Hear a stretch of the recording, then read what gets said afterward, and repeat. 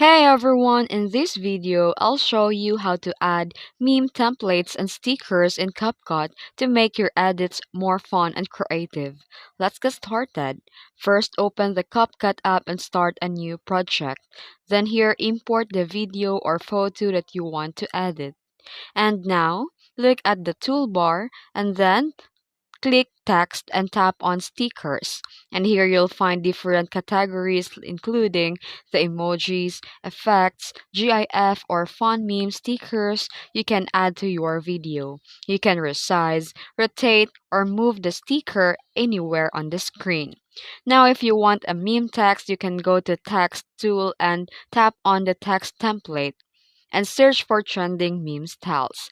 And you can also import your own meme images. Just tap Add Overlay and select your downloaded meme picture and place it on the top of your video. Adjust the timing so the meme or sticker appears exactly when you want it to show. And that's it.